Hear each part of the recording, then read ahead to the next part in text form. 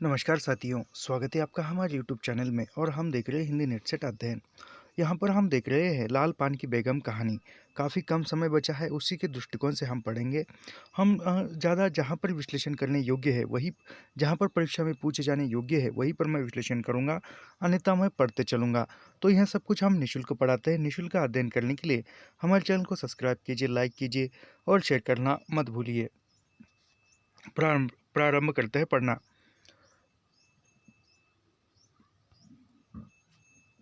लाल पान की बेगम यह कहानी फनुशरात रेणु द्वारा लिखित है।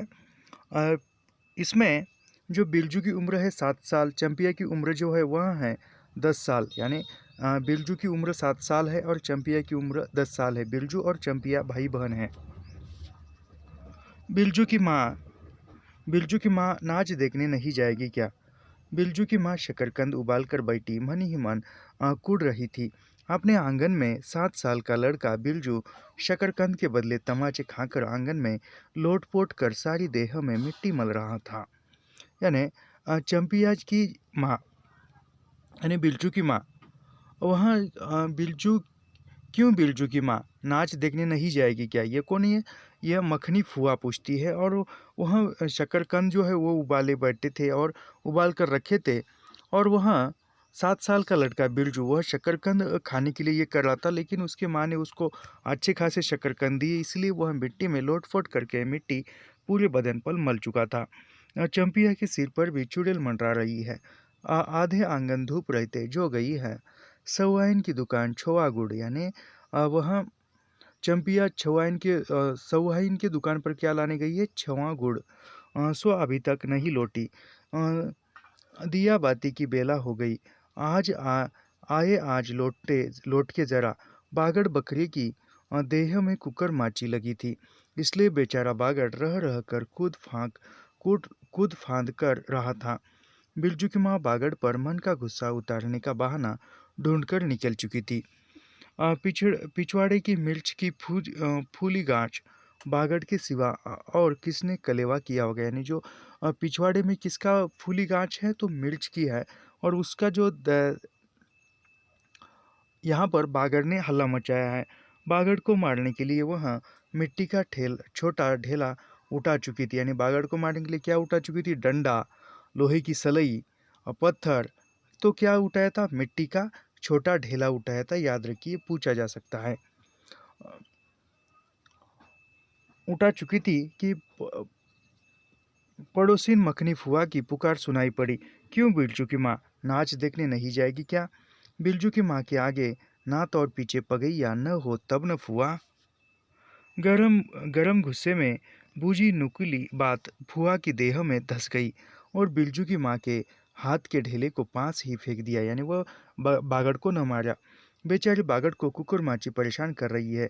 आ यानी उसको वो सहला रही है, स्नेह दिखा रही है। बिरजू ने लेटे लेटे ही बागड़ को एक डंडा लगा दिया। बिरजू की माँ की इच्छा हुई कि जाकर उसी डंडे से बिरजू का भूत भगा दे, किंतु नीम के पास खड़ी पनभरणियों की खिलखिलाहट सुनकर रुक गई। यानी किस पेड़ के पास पनभरणियाँ पानी भर रही है? तो नीम के पेड़ के पास। बोली, ठहर, तेरे बप्पा ने बड़ा हटी चुट्टा बना दिया है तुझे, बड़ा हाथ चलाता है लोगों पर। ठहर, अभी देखती हूँ। मखनी फुआ नीम के पास झुकी कमर से घड़ा उतार कर पानी भर कर लौटती। पनभरणियों में बिरजू की माँ की बहकी हुई बात का इंसाफ कर रही थी। जरा देखो तो इस बिरजू की माँ को। चार मन पाट जूट 4 मन पाट जूट का पैसा क्या हुआ है? धरती पर पाँव ही नहीं पड़ते। यानी जूट जो है कितना 4 मन हुआ था। निसाब करो। खुद अपने मुंह से 8 दिन पहले से ही गांव की गली गली में बोलती फिरी है। हाँ, इस बार बिरजू के पप्पा ने कहा है। यानी वह बिरजू की माँ गांव भर बता रही कि इस बार बिरजू के पप्पा ने कहा है। क्या कहा है? बैलगाड़ी बैलगाड़ी पर पिटाकर बलरामपुर का नाच दिखा लाएगा। बैल अब अपने घर है तो 1000 गाड़ी मिल जाएगी। यानी बैल हमारे पास है तो गाड़ी मिल जाएगी। सो मैंने अभी तक टोक दिया। नाच देखने वाली सब तो औन पौन तैयार हो रही है। रसोई पानी कर रहे हैं। मेरे मुंह में आग लगे। क्यों मैं टोकने लगी? सुनती हो क्या? जवाब दिया बिरजू की माँ ने। मखनी फुआ ने अपने पोपले मुंह से मुँह के होठों को एक ओर मोड़कर ऐंठती हुई बोली, अरे हाँ हाँ बिरजू, बिरजू की मैया के आगे यानी बिरजू की मैया के आगे नात और पीछे पहिया ना हो तब ना। ये कौन कहता है? ये मखनी फुआ कहती है कि बिरजू की मैया के आगे नात और पीछे पगैया हो तब ना कुछ बोलेगी। जंगे की पुतीहू बिरजू की माँ से नहीं डरती, यानी बिरजू की माँ से कौन नहीं डरता? जंगे की पुतीहू जो है वह बिरजू की माँ से नहीं डरती। वह जरा गला खोलकर कहती है, फुआ सबसे सबसे फुआ सर्बे शीतल मिल्टी शीतल सर्वे सीटल मिलिट्री यानी सर्वे सेटलमेंट के हकीम के पास बासा पर फूल छान किनार वाली साड़ी पहनकर कि तू भी भटा की भेंट चढ़ाती तो तुम्हारे नाम से भी 2-3 बीघा धनहर ज़मीन का पर्चा कट जाता है। यानी तू भी उस सर्वे सेटलमेंट के साहब के पास बासा पर जाकर किनारी वाली साड़ी पहनकर कुछ भेंट देती तो तुम्हारे नाम पर भी कुछ ना कुछ ज़मीन हो जाती।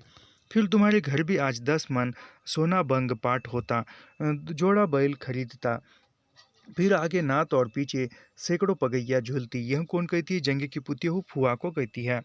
जंगे की पुतीहू मुँह जोर है, यानी जंगे की पुतीहू क्या है? मुँह जोर है, यानी जबान चलाने वाली।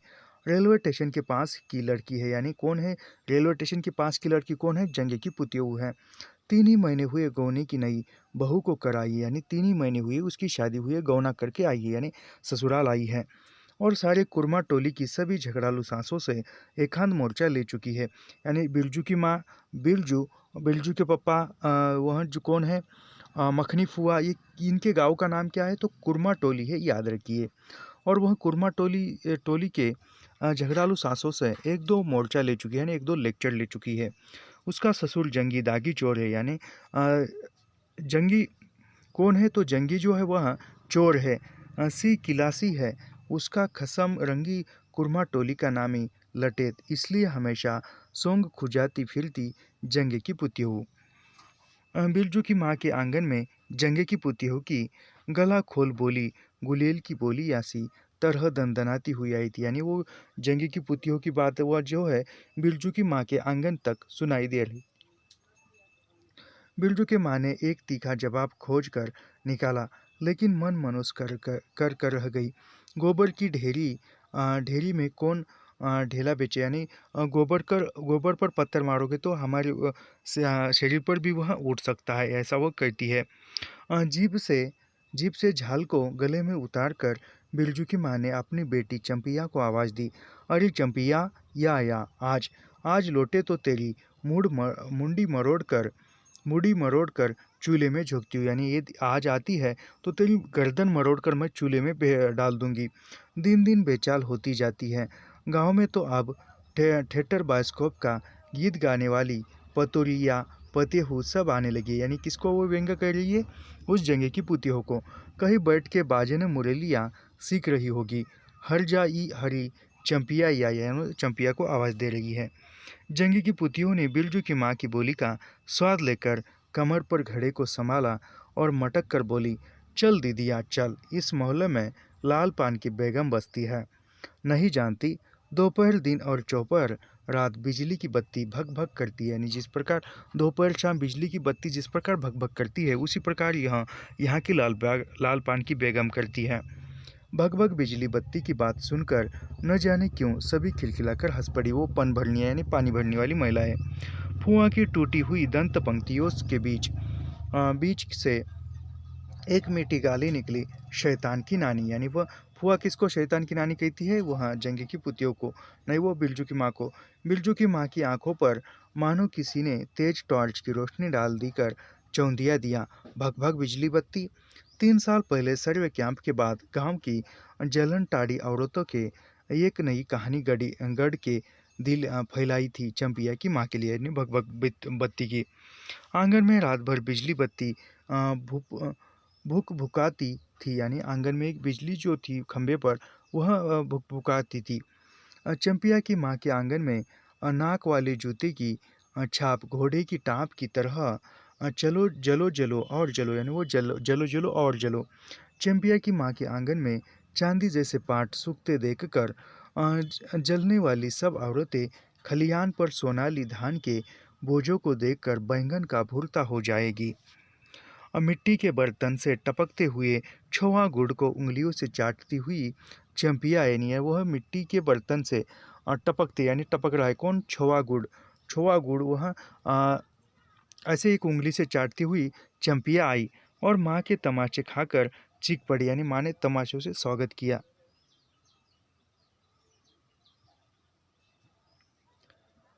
मुझे क्यों मारती है? सवाहिनी जल्दी से सौदा नहीं देती। यानी वो चंपिया कहती कि मुझे क्यों मारती है? सवाहिनी जल्दी से सौदा नहीं दे रही थी तो मैं जल्दी कैसे आ सकती?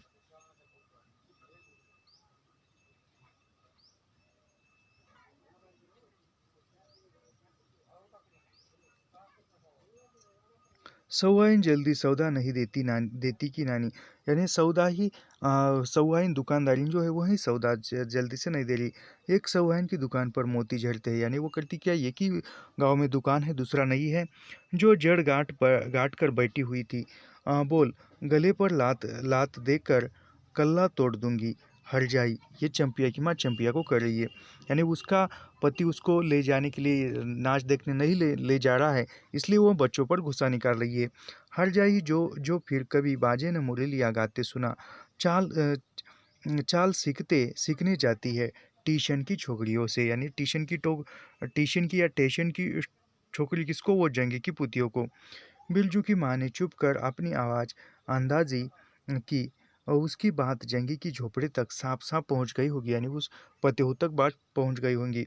बिरजू की बीती हुई बातों को भूलकर उठकर खड़ा हुआ, यानी जो भी बीती बात बिरजू के साथ हुआ था हादसा वह भूलकर खड़ा हो गया और धूल चाटते हुए बर्तन से टपकते गुड़ को ललचाई निगाह से देखने लगा। यानी जो बर्तन मिट्टी की बर्तन से जो छोआ गुड़ टपक रहा है वह ललचाई निगाह से देख रहा है। दीदी के साथ वह भी दुकान जाता तो दीदी उसे भी गुड़ चटाती ज़रूर। वह शकरकंद के लोभ में रहा और मांगने पर माँ ने शकरकंद के बदले, यानी वह कहते हैं कि वह दीदी के पास यदि यानी चंपिया के पास यदि दुकान पर जाता तो उसको भी गुड़ चाटने को मिलता था। लेकिन वह शकरकंद मिलने के लिए वह घर पर रहा, लेकिन शकरकंद के बदले में उसको क्या मिला? झापड़ मिले। ए मैया, एक अंगुली गुड़ दे दे, बिरजू ने तलहटी फैलाई। देना मैया एक रत्ती भर। यानी वह कहता है बिरजू, ए मैया एक अंगुली गुड़ दे दे। बिरजू ने एक अंगुली यानी एक थोड़ा सा गुड़ दे दे माँ मैया, ऐसा कहते हुए उसने हथेली फैलाई और फिर कितना प्यार से कहता है, देना मैया एक रत्ती भर। एक रत्ती क्यों? उठा के बर्तन को फेंक आती हूँ पिछवाड़े में जाके चटना। यानी फिर माँ क्या कहती है कि मैं घर के पीछे पिछवाड़े में वह गुड़ का पूरी जो रत्ती है वह मैं फेंक के आती हूँ, वहाँ जाकर चाटना। नहीं बनेगी मीठी रोटी। मीठी रोटी खाने का मुंह होता है।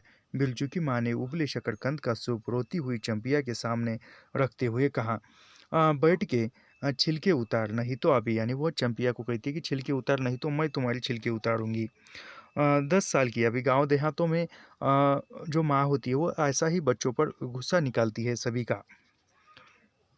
10 साल की चंपिया जानती है शकरकंद छिलते समय कम से कम 12 बार माँ उसे बाल पकड़कर झकझकोरेगी, छोटी छोटी खोट निकाल कर गालियाँ देगी। पाँव फैला के क्यों बैठी है? उस तरह बेइज्जत बेलज बेल जी चंपिया माँ के गुस्से को जानती है, यानी चंपिया माँ के गुस्से को जानती है। और यहाँ पर बताया हुआ है 10 साल की चंपिया, यानी चंपिया की उम्र कितनी है? 10 साल की है। और बिरजू की उम्र कितनी है? 7 साल की है, याद रखिए। पूछा जा सकता है, चंपिया की उम्र 10 साल की है और 7 साल बिरजू की उम्र है। बिरजू ने इस मौके पर थोड़ी सी खुशामद करके देखा, मैया मैं भी बैठकर शकरकंद छिलूं। यानी बिरजू को लगता है कि यह अच्छा मौका है, यदि मैं भी शकरकंद छिलने बैठूं तो मुझे भी एक हाथ शकरकंद खाने को मिल जाता है। इसलिए वह कहता है कि मैं भी शकरकंद छिलूं माँ। नहीं, माँ ने झिड़की दी, एक शकरकंद छिलेगा और 3 पेट में। जाके सिद्धू की बहू से कहो 1 घंटे के लिए कढ़ाई मांग कर ले गई तो फिर लौटाने का नाम नहीं। नहीं, जा जल्दी। यानी बिरजू की माँ से कढ़ाई किसने मांग कर ले गई थी? सिद्धू की बहू ले गई थी और वो बिरजू को कहती कि 1 घंटे की ले गई थी लेकिन अभी तक लौटाई नहीं है, जा लेकर आ, बिरजू को कहती है। मुंह लटकाकर आंगन से निकलते निकलते बिरजू ने शकरकंद और गुड़ पर निगाहें दौड़ाई, यानी फिर चंपिया ने अपने झेबरे केश की ओर से माँ की ओर देखा और नज़र बचाकर चुपके से बिरजू की ओर एक शकरकंद फेंक दिया, यानी बिरजू को एक शकरकंद मिल गया। बिरजू भागा, यानी शकरकंद मिल गया, वो खाते खाते भाग गया। सूरज भगवान डूब गए, दिया बत्ती की बेला हो गई, अभी तक गाड़ी, यानी शाम हो रही है, रात हो रही है, अंधेरा पड़ रहा है, फिर भी अभी तक गाड़ी का पता नहीं, नाच देखने के लिए जाना है इनको। चंपिया बीच में ही बोल उठी, कोलिया टोले में किसी ने गाड़ी नहीं दी मैया। बप्पा बोले, माँ से कहना सब ठीक ठाक करके तैयार रहे, मल्दिया टोली के मियाँ जान की गाड़ी लाने जा रहा हूँ। यानी वह कोयलिया टोले में गाड़ी लाने गए थे लेकिन वहाँ किसी ने नहीं दी, तो बप्पा बोले चंपिया को कि वह मल्दिया टोली में किसके पास गाड़ी लाने जा रहे हैं, मियाँ जान के पास। सुनते ही बिरजू की माँ का चेहरा उतर गया, लगा छाते की कमाली कमान सुनते ही बिरजू की माँ का चेहरा उतर गया, लगा छाती की कमानी उतर गई। घोड़े से अचानक कोयरी टोले में किसी ने गाड़ी मंगनी नहीं दी, यानी कोयरिया टोले में गाड़ी मंगाई तो किसी ने नहीं, तब मिल चुकी गाड़ी, यानी तब कहाँ से मिलेगी जब गांव के लोगों की आंख में पानी नहीं, यानी गांव के लोग नहीं दे रहे तो बाहर के दूसरे गांव के लोग कैसे देंगे, कैसे? मल्दहिया टोली के मियाँ जान की गाड़ी का क्या भरोसा, यानी खुद के गांव के लोग गाड़ी नहीं दे रहे हैं तो बाहर वाले गांव का क्या भरोसा। न 3 में 13 में क्या होगा, शकरकंद छीलकर रख दी उठा के, यानी शकरकंद छील के क्या होगा, जाने का ही कोई भरोसा नहीं है। यह मर्द नाच दिखाएगा, बैलगाड़ी पर चढ़कर नाच दिखाने ले जाएगा। चढ़ चुकी बैलगाड़ी पर, देख चुकी जी भर नाच, पैदल जाने वाली सब पहुंचकर पुरानी हो चुकी, यानी जो भी पैदल गई है नाच देखने के लिए महिलाएं स्त्रियां, वह मेले में जाकर पुरानी हो गई होगी। बिरजू छोटी कढ़ाई सिर पर औंधा कर वापस आया, यानी बिरजू जो है वह छोटी कढ़ाई सिर पर औंधा कर वापस आया। कढ़ाई किस प्रकार होती है?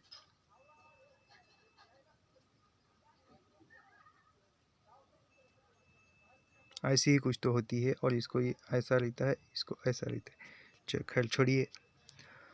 तो वो औंधा कर वापस आता है। देख दीदिया, मलेट्री टोपी, इस पर 10 लाठी मारने पर भी कुछ नहीं होता, यानी वो कहता है कि देख दीदिया, ये मलेट्री टोपी, इस पर 10 कोई लाठी मारे तो भी कुछ नहीं होगा।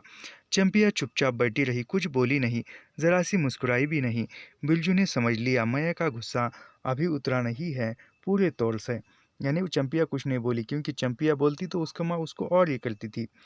मड़ैया के अंदर से बागड़ को बाहर भगाती हुई बिरजू की माँ बड़बड़ाई, कल की पचकौड़ी कसाई के हवाले करती हूँ, यानी कल जो है उस बागड़ को कसाई के हवाले करती हूँ। राक्षस तुझे हर चीज़ में मुंह लगाएगा, यानी उस बागड़ को कहती है कि हर चीज़ को मुंह लगाता है। चंपिया, बांध दे बागड़ को, खोल दे गले की घंटी, हमेशा टुनुर टुनुर टुनुर मुझे ज़रा नहीं सुहाता, यानी हमेशा उसकी घंटी की आवाज़ आती है। टुनुर टुनुर सुनते ही बिरजू को सड़क से जाती हुई बैलगाड़ियों की याद आई। अभी बबुआन टोली की गाड़ियाँ नाच देखने जा रही थी। झुनुर झुनुर बैलों की झुमकी तुमने सुन ली, यानी ये बिरजू ने सुन ली थी। बेसी बकबक मत करो, बागड़ के गले से झुमकी खोलती बोली चंपिया, यानी वो झुमकी खोल रही है चंपिया। चंपिया, डाल दे चूल्हे में पानी, बप्पा आवे तो कहना कि अपने आड़न आड़न जहान पर चढ़कर नाच देख आए। तुझे नाच देखने का शौक नहीं, मुझे नाच देखने का शौक नहीं, मुझे जगइयों में मत कोई, मेरा गा माथा दुख रहा है, यानी वो कहती कि चंपिया चूल्हे में पानी डाल दे, मैं सो रही हूँ, मुझे नाच देखने का शौक नहीं है, और मेरा मूड नहीं है, माथा दुख रहा है, ऐसा वो कहती है। मढ़ैया के सोआरे पर बिरजू ने फिसा कर पूछा, क्यों दीदिया, नाच में उड़न जहाज भी उड़ेगा? यानी वो उसकी माँ ने व्यंग्यात्मक कहा, उड़न जहाज पर बैठकर जाना, नाच देखने आए। तो वह कहते हैं, छोटा बिरजू 7 साल का, वह कहता है अपनी बहन को कि क्यों दीदिया, नाच में उड़न जहाज भी उड़ेगा? चटाई पर कथरी ओढ़कर बैठी हुई चंपिया ने बिरजू को चुपचाप अपने पास बैठने का इशारा किया। मुफ्त में मार खाएगा बेचारा, यानी बिरजू को चुपचाप बैठने का इशारा किएगा, नहीं तो बोलेगा तो और माँ उसको इनाम दे देगी। बिरजू ने बहन की कथरी में हिस्सा बांटते हुए चुक्की मुक्की लगाई।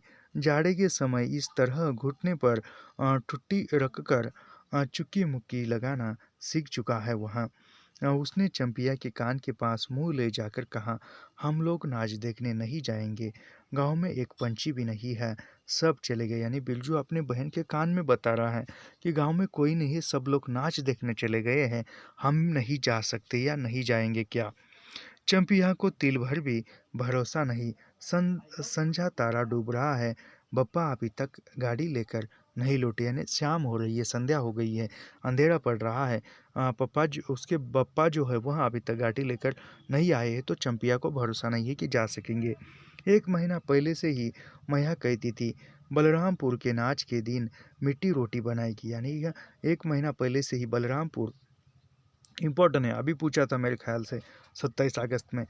बलरामपुर के नाच देखते जाते समय मीठी रोटी बनेगी, चंपी या छीट की साड़ी पहनेगी, बिरजू पैंट पहनेगा बैलगाड़ी पर चढ़कर।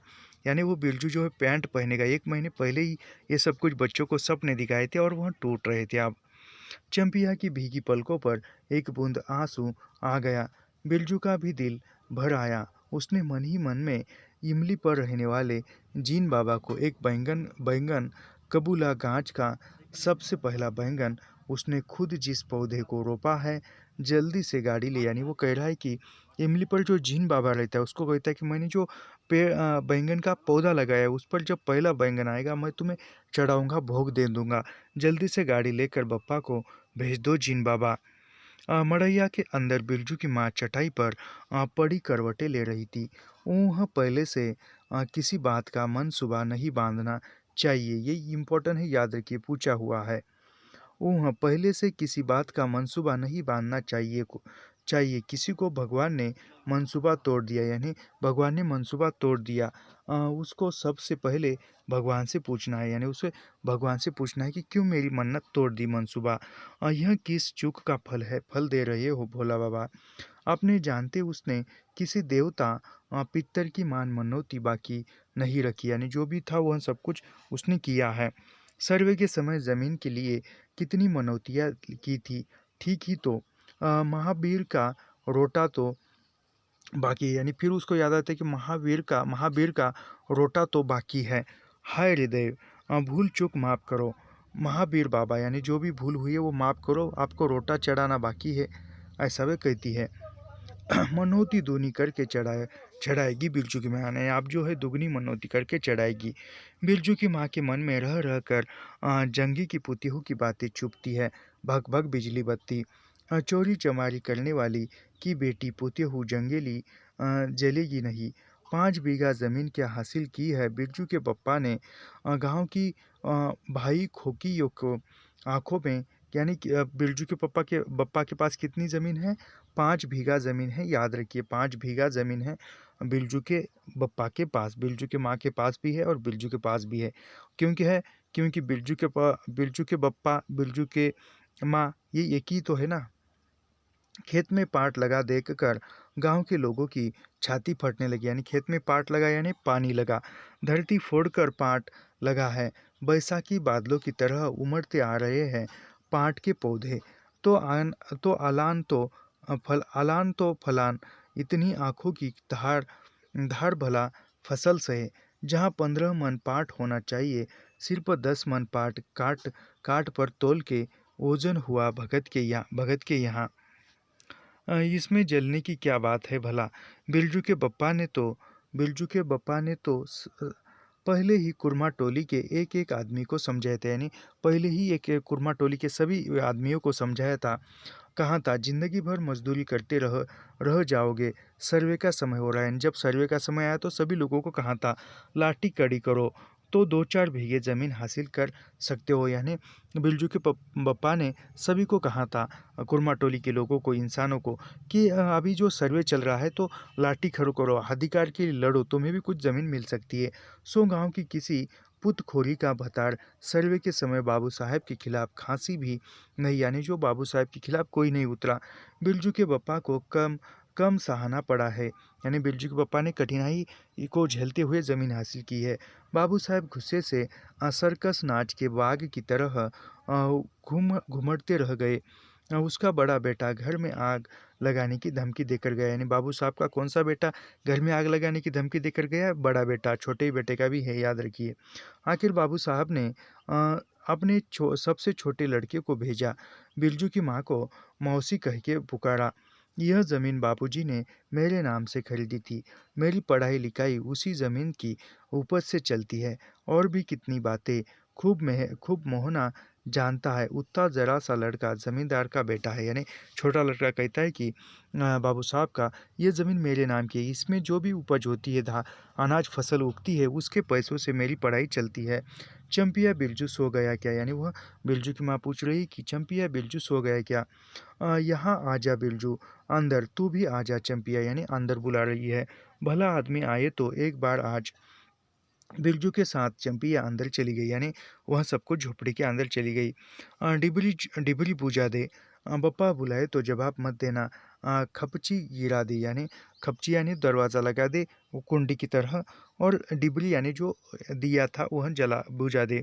भला आदमी रे भला आदमी, मुँह देखो ज़रा इस मर्द का।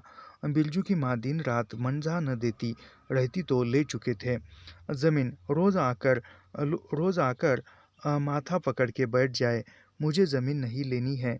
बिरजू की माँ, मजूरी की अच्छी, यानी बिरजू का पप्पा कहता था कि मुझे मजूरी अच्छी है। जवाब देती थी बिरजू की माँ, खूब सोच समझ के छोड़ दो। सब तुम्हारा कलेजा ही स्थिर नहीं होता है तो क्या होगा? जोरू ज़मीन जोर के, नहीं तो किसी और के, यानी जोरू ज़मीन किसके जोर के, नहीं तो यानी जोर लगाओ, ताकत लगाओ तो ज़मीन जोरू जो है वह खुद की हो सकती है, नहीं तो ताकत मत लगाओ, हौसला हर दो तो वह किसी और के हो सकते हैं। बिरजू के बाप पर बहुत तेज़ी से गुस्सा चढ़ता ही जाता है। बिरजू की माँ का भाग ही खराब है, जो ऐसा गोबर गणेश घरवाला उसे मिला। कौन सा शौक मौज किया, यानी कौन सा शौक मौज दिया, यानी कौन से शौक मौज पूरे किए हैं। उसके मर्द ने कोल्हू के बैल की तरह खटकर सारी उम्र काट दी, जिसके यहाँ कभी एक पैसे की जलेबी भी लाकर ही दी है। उसके खसम ने पाट का दाम पाट का दाम भगत के यहाँ ले से कर बाहर ही बाहर बैल हट्टा चले गए। बिरजू की माँ को एक बार नमरी लोट देखने भी नहीं दिया, यानी एक बार नमरी लोट है वह भी देखने नहीं दिया आँख से। बैल खरीद लाए, यानी बैल खरीद लाए उस पैसों से। उसी दिन से गांव में ठिंडोरा पीटने लगे। बिरजू की माँ इस बार बैलगाड़ी पर चढ़ाकर जाएगी नाच देखने, दूसरे की गाड़ी के भरोसे नाच दिखाएगा, यानी दूसरे के गाड़ी के भरोसे नाच दिखाएगा। अंत में उसे अपने आप पर क्रोध हो आया। वह खुद भी कुछ कम नहीं, उसकी जीभ में आग लगे। बैलगाड़ी पर चढ़कर नाच देखने की लालसा की कुसमय में उसके मुंह से निकल गई थी, यानी किस बुरे समय में उसके मन से जो लालसा थी बैलगाड़ी पर बैठकर नाच देखने की वह निकल गई थी, भगवान जाने। फिर आज सुबह से दोपहर तक किसी न किसी बहाने उसने 18 बार बैलगाड़ी पर नाच देखने की चर्चा छेड़ी है, यानी आज सुबह 18 बार कहा है कि बैलगाड़ी पर बैठकर मैं जाऊंगी 18 बार। लो खूब देखो नाच। कथरी के नीचे नीचे दुशाले का सपना। कल भोरे पानी भरने के लिए जब जाएगी पतली जीभ वाली पुतरिया, यानी पतली जीभ वाली किसकी? जो पुतरिया, कौन? जंगी की।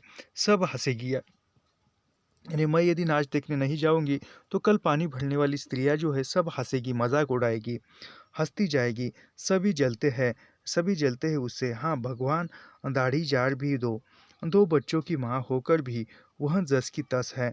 उसका घरवाला उसकी बात में रहता है और वह बालों में गरी का तेल डालती है और उसकी अपनी ज़मीन है किसी के पास एक घुर ज़मीन भी, यानी किसी के पास ज़मीन नहीं है लेकिन उसके पास है। अब एक बात याद रखिए, उसका घरवाला उसकी बात रहता है, यानी बिरजू का जो बप्पा है वह बिरजू के माँ की बात मानता है, यानी उसके कंट्रोल में है। तो वह भला बिरजू, चंपिया वह माँ को कैसे हरा सकते? उस बिरजू की माँ से बिरजू का बप्पा हार नहीं पाया, जीत नहीं पाया, तो वह बिरजू कहाँ से जीतेगा? ये तो सोचने से ही ये लग रहा है ना। तो कितना ये अच्छा है। पास एक घुर ज़मीन, यानी किसी आन के पास कोई एक खुर भी थोड़ी-सी ज़मीन नहीं, लेकिन इसके पास है 5 बीघा। जलेंगे नहीं, 3 बीघे में धान लगा हुआ है। अगही लोगों की, यानी कितने बीघे में धान लगा हुआ है? 3 बीघे ज़मीन में धान लगा हुआ है और कुल 5 बीघा ज़मीन है। पिक दीड़ से बचे तब तो। बाहर बैलों की घंटियां सुनाई पड़ी। तीनों सतर्क हो गए, उत्कर्ष होकर सुनते रहे। यानी बाहर जो है बैलों की गले की घंटियां बज रही है, आवाज़ आ रही है। और तीनों तीनों कौन? बिरजू की माँ, बिरजू और चंपिया। चंपिया कौन है? बिरजू की बहन है। एक बात फिर से बताते, चंपिया की उम्र 10 साल है, बिरजू की उम्र 7 साल है। और चंपिया और बिरजू भाई बहन हैं। अपने ही बैलों की घंटी है। क्यों री चंपिया? यानी चंपिया की माँ कहती कि यह जो घंटियों की आवाज़ सुनाई दे रही है, यह अपने ही बैलों की घंटियों की आवाज़ है। चंपिया और बिरजू ने प्राय एक ही साथ कहा, हूँ हूँ, यानी उसने हाँ कहा।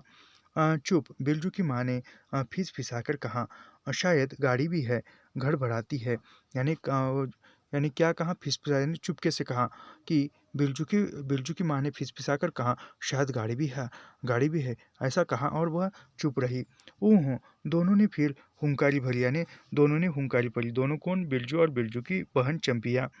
चुप, गाड़ी नहीं है, गाड़ी नहीं है, तू चुपके से टट्टी में छेद करके देख दो, यानी जो दरवाज़ा था उसके छेद कर से देख।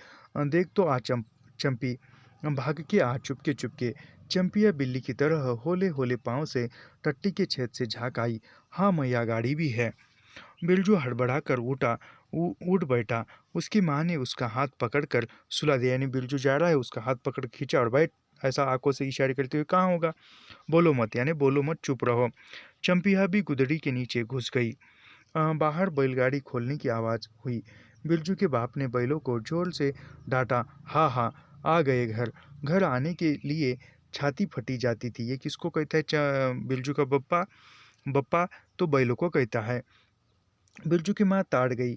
ज़रूर मदलिया टोली में गांजे की चिलम चढ़ रही थी, यानी मदलिया टोली में गांजे की जो चिलम थी वह चढ़ रही थी और इसीलिए वह देर हुई।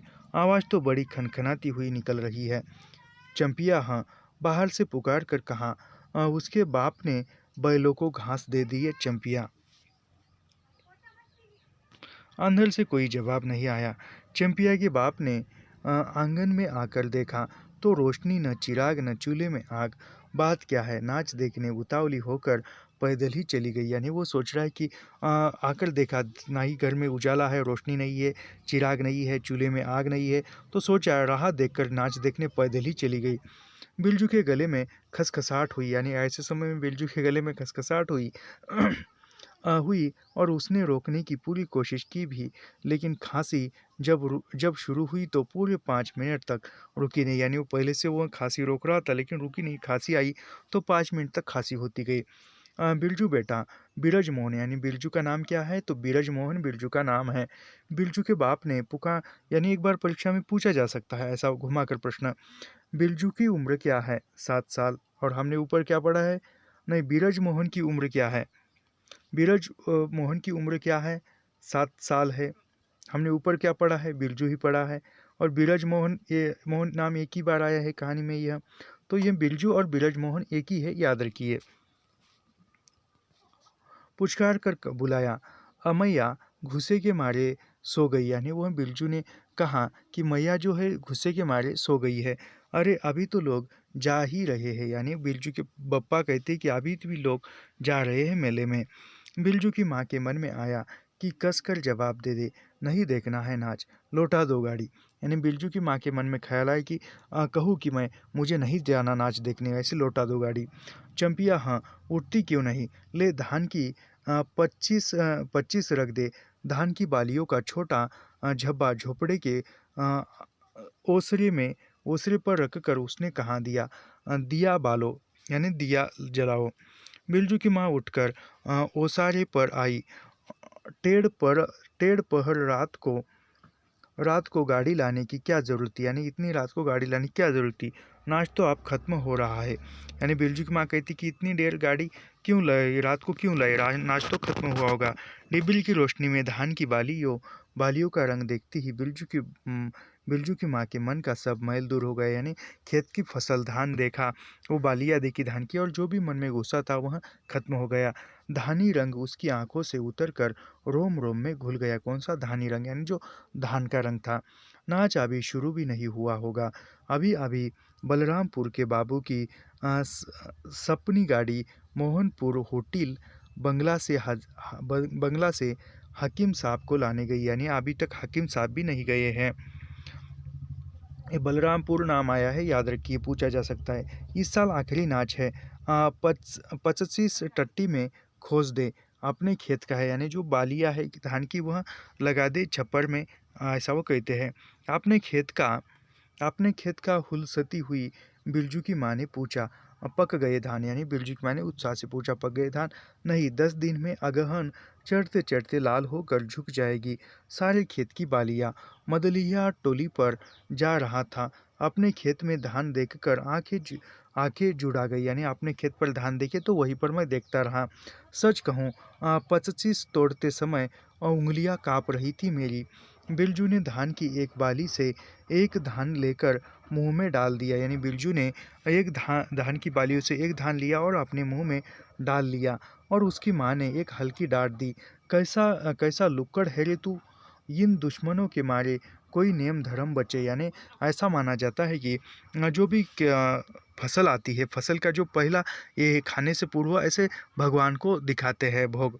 तो वो कहती है, क्या हुआ, डांटती क्यों? यानी बिरजू के पप्पा कहते हैं कि क्यों डांटती हो? और नौवान के पहले ही नया धान झूटा दिया देखते नहीं। यानी नौवान यानी क्या? भोग, भगवान को चढ़ाने के लिए। चढ़ाने से पहले ही उसने नया धान झूठा किया। अरे इन लोगों का सब कुछ माफ है, चिड़ई चुरमुन है यह लोग। दोनों के मुंह से नौवान के पहले नया अन्न न पड़े। यानी वह कहते हैं जो पंछी होते हैं, गौरैया चिड़िया होती है, उससे और बच्चों से कुछ नहीं, सब कुछ माफ है बच्चों और चिड़ियों को। अरे इन लोगों का सब कुछ माफ है, चिड़ई चुरमुन यानी वो पंछी है छोटे मोटे है, यह लोग दोनों के मुंह में नौवान के पहले नया अन्न न पड़े। इसके बाद चंपिया ने भी धान की बाली से 2 धान लेकर दांतों तले दबाए। ओ मैया, इतना मीठा चावल! यानी वो धान किसका है? मीठा चावल। चावल क्या है? और गमकता भी है न दीदिया। बिरजू ने फिर मुंह में धान लिया। रोटी पोटी तैयार कर चुकी क्या? यानी बिरजू के पापा पूछ रहे कि रोटी वो बना ली क्या? बिरजू के बाप ने मुस्कुराकर पूछा। नहीं, नहीं, मान भरे सुर में बोली बिरजू की माँ। जाने का ठीक ठीक ठिकाना नहीं। यानी जाने का ठीक ठिकाना नहीं, इसलिए और रोटी बनाती। यानी जाने का ही ठिकाना नहीं है और रोटी नहीं है, कहाँ से बनाती? वहाँ खूब हो तुम लोग। जिसके पास बैल है उसे गाड़ी मांगनी नहीं मिलेगी भला। जिसके पास बैल है उसको मिलने से, गाड़ी मांगने से नहीं मिलेगी। गाड़ी वालों को भी कभी बैल की ज़रूरत होगी। यानी गाड़ी वालों को भी बैल की ज़रूरत होती है। तो वह हमें बैल मांगे आएंगे तो हम उनको बैल दे देंगे। पूछूंगा तब कोयलिया टोली वालों से, ले जल्दी से रोटी बना ले, देर नहीं होगी। अरे टोकरी भर रोटी तो तू पलक मारते बना देती। यानी वह उसकी माँ, बिरजू की माँ की अपनी पत्नी की तारीफ कर रहा है। वो कहते कि टोकरी भर रोटी तो तू पलक झपाते ही कर देगी। 5 रोटियां बनाने में कितनी देर लगेगी? अब बिरजू की माँ के होठों पर मुस्कुराहट खुल गई। यानी थोड़ी सी खुश हो गई। उसने नज़र बचाकर देखा। बिरजू का बप्पा उसकी ओर एकटक निहार रहा है। चंपिया और बिरजू न होते तो मन की बात हंसकर खोलने में देर न लगती। यानी बच्चे न होते तो कुछ जो है उसका प्यार उमड़ कर आता था। चंपिया और बिरजू ने एक दूसरे को देखा और खुशी से उनके चेहरे जगमगा उठे। मैया बेकार गुस्सा हो रही थी। यानी उसकी माँ जो है बेकार ही गुस्सा हो रही थी। बप्पा जो है गाड़ी लेकर आ गए। चंपी जरा घोलसार में खड़ी होकर मकनी फुआ को आवाज़ दे, ए फुआ, ए फुआ, सुनती हो फुआ? मैया बुला रही, यानी चंपिया बुला रही है। फुआ ने कोई जवाब नहीं दिया, किंतु उसकी बड़बड़ाहट स्पष्ट सुनाई पड़ी। हाँ, अब फुआ को क्यों गुहारती है? सारे टोले में बस एक फुआ ही तो बीना नाथ पगहिया वाली है। यानी बीना नाथ यानी बिना उसका पति भी नहीं है और पगहिया भी नहीं है। अरे फुआ, बिरजू की माँ ने हंसकर जवाब दिया। उस समय बुरा मान गई थी क्या? नाथ पगहिया वाले को आकर देखो, दोपहर रात में गाड़ी लेकर आया, यानी जो नाथ फगैया वालों को आकर देखो, दोपहर रात यानी आधी रात को गाड़ी लेकर आ गया। आ जाओ फुआ, मैं मीठी रोटी पकाना नहीं जानती, यानी बिरजू की माँ कौन सी रोटी पकाना नहीं जानती? मीठी रोटी पकाना नहीं जानती थी। फुआ खांसती खांसती आई। इसी के घड़ी पहर दिन रहते ही पूछ रही थी, यानी इसलिए तुम्हें मैं दिन रहते ही पूछ रही थी, अनाज देखने जाएगी क्या? कहती तो पहले से ही अपनी अंगीठी यहाँ सुलगा जाती। बिरजू की माँ ने फुआ को अंगीठी दिखला दी और कहा, घर में अनाज दाना वगैरह तो कुछ है नहीं, एक बागड़ है और कुछ बर्तन बासन यानी घर में कुछ नहीं है। जो अभी वो रखवाली के लिए पूछ रही है, घर में कुछ नहीं है, एक बागड़ और कुछ बर्तन बासन है। बासन यानी बर्तन होते हैं, एक ही बात है।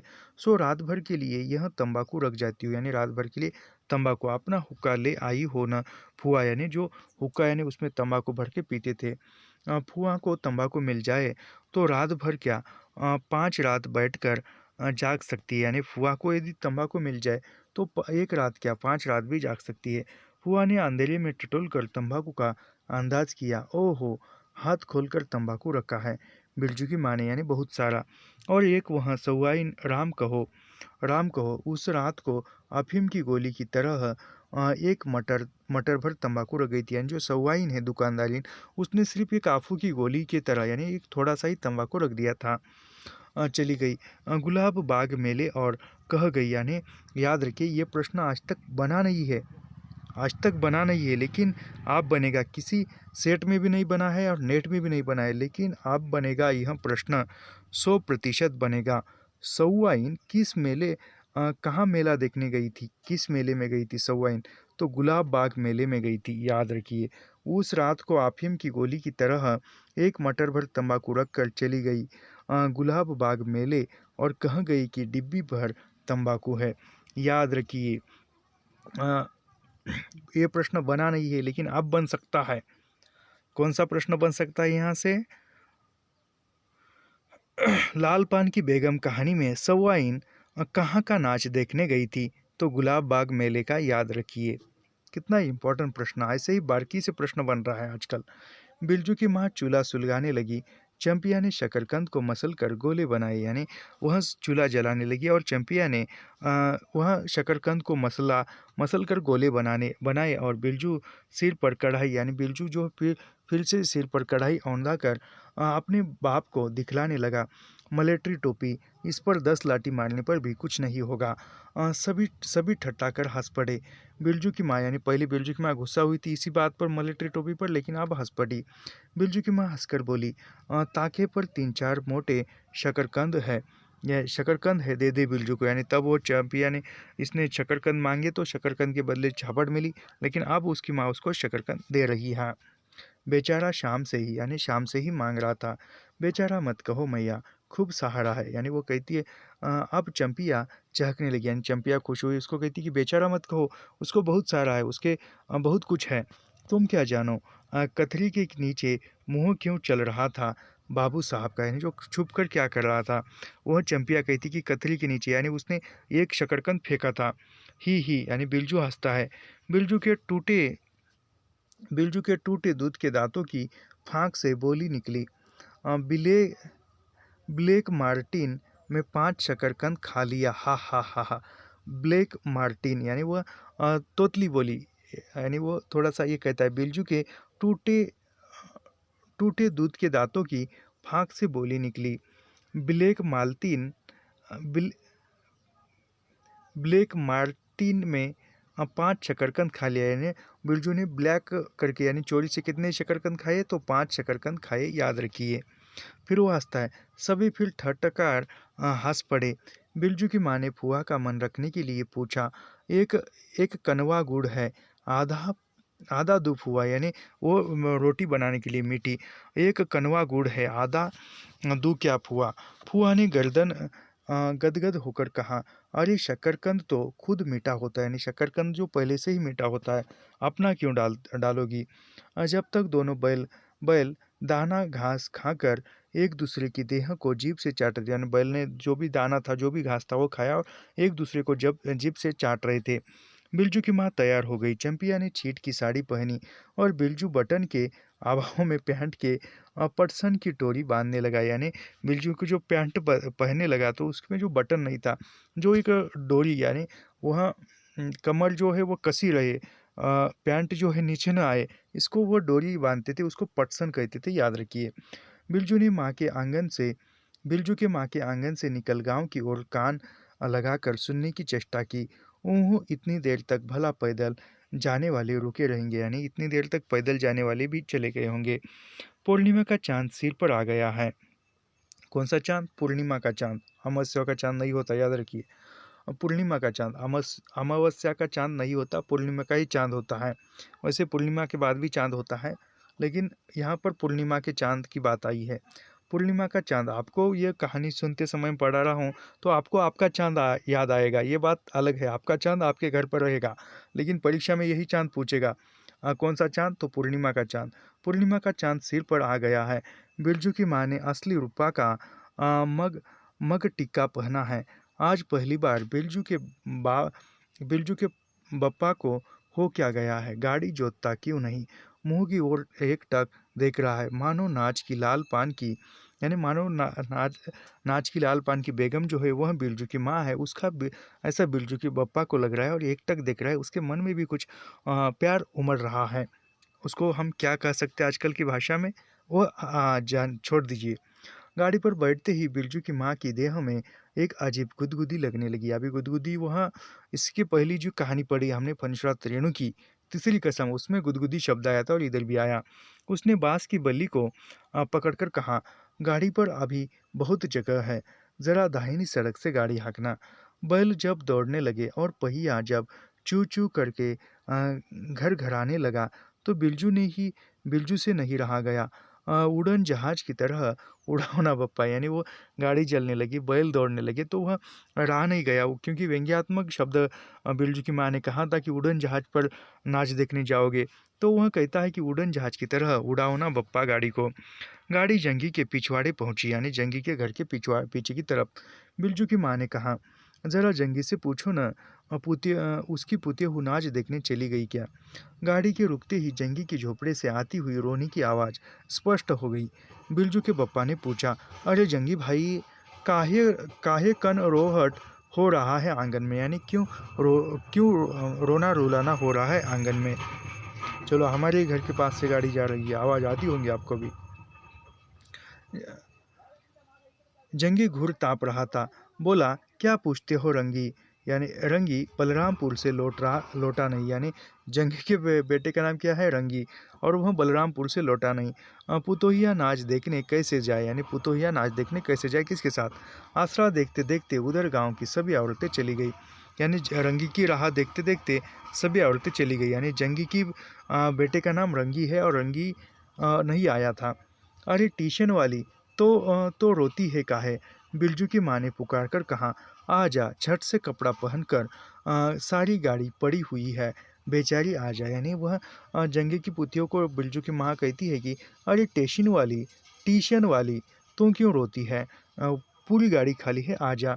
बगल के झोपड़े से राधे की बेटी सुनरी ने कहा, यानी बाजू के झोपड़े से राधे की बेटी सुनरी ने कहा, यानी राधे की बेटी सुनरी, काकी गाड़ी में जगह है, मैं भी आ जाऊं, यानी कहाँ सुनरी ने कि मैं भी आ जाऊं।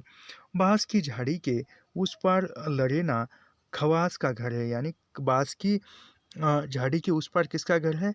लरेना खवास का घर है। उसकी बहू भी नहीं गई है। गिलट का झुमकी कड़ा पहनकर झमकती आ रही है, यानी गिलट गिलट का झुमकी कड़ा पहनकर कौन आ रही है? तो वह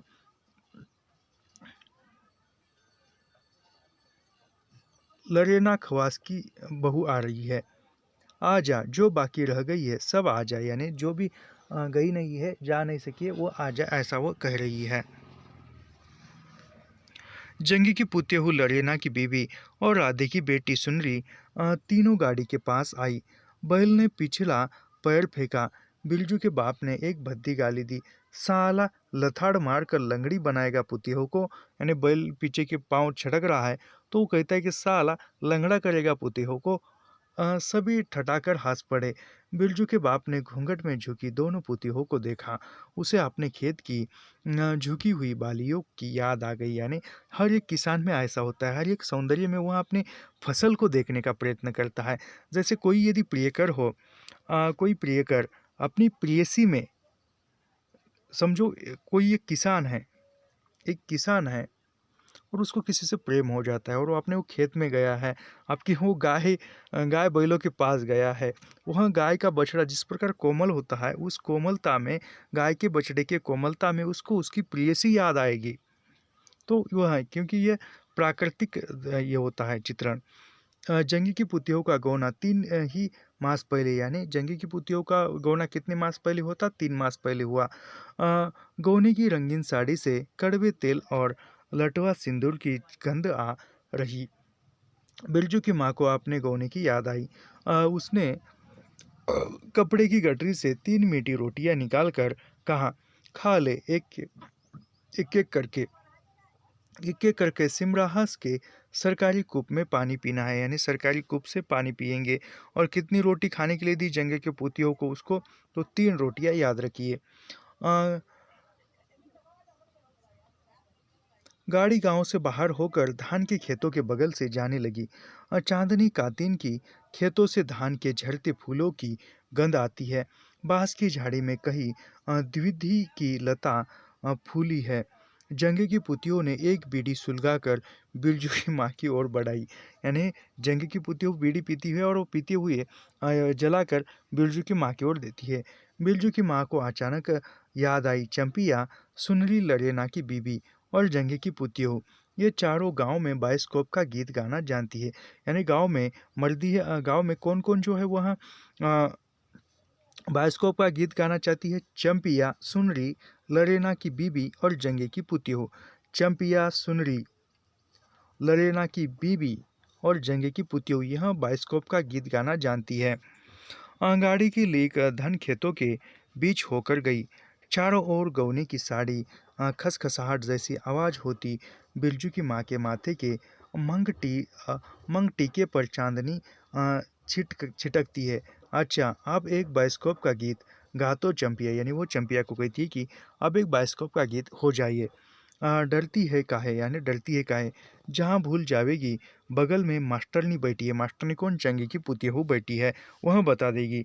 दोनों पुतिहू ने तो नहीं, किंतु चंपिया सुंदरी ने खंकार कर गला साफ किया। बिरजू के बाप ने बैलों को ललकारा, चल भैया, और ज़रा जोर से गा रे चंपिया, नहीं तो मैं बैलों को धीरे धीरे चलने को कहूँगा। यानी चंपिया का पिता भी कहता है चंपिया को कि चंपिया बाइस्कोप का गीत गा दे, नहीं तो मैं बैलों को धीरे धीरे चलाऊंगा।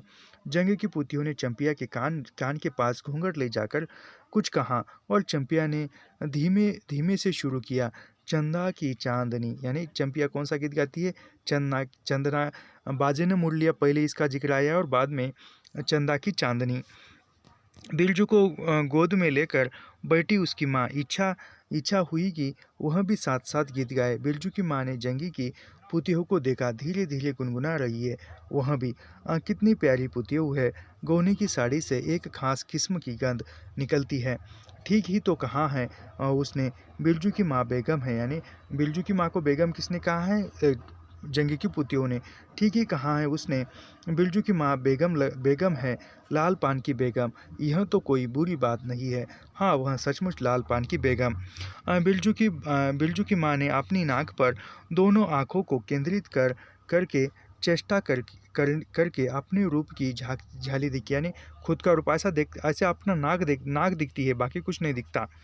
लाल साड़ी की झिलमिल किनारी मंग टीका पर चांद। बिरजू की माँ के मन में अब और कोई लालसा नहीं, उसे नींद आ रही है। यानी गाड़ी में बैठे बैठे। तो यहाँ पर जो है लाल पान की बेगम कहानी समाप्त होती है और यहाँ पर हम रुकते हैं। 1 मिनट समाप्त करने से पहले, यदि ये कोशिका गठवार लंबी कहानी है, दोनों कहानियाँ ले लेंगे तो बड़ी हो जाएगी।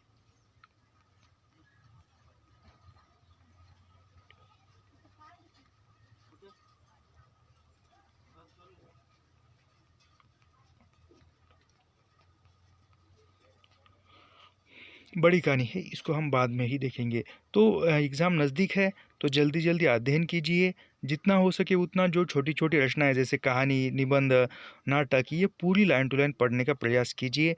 हमारे इस चैनल पर भी बहुत कुछ सामग्री जो है अध्ययन की, वह निःशुल्क इसी चैनल पर उपलब्ध है, इसका भी आप सहारा ले सकते हो और आप अध्ययन में लग जाइए, सोचिए मत और जल्दी-जल्दी जितना जल्दी हो सके उतना जल्दी आप अप्लाई कीजिए।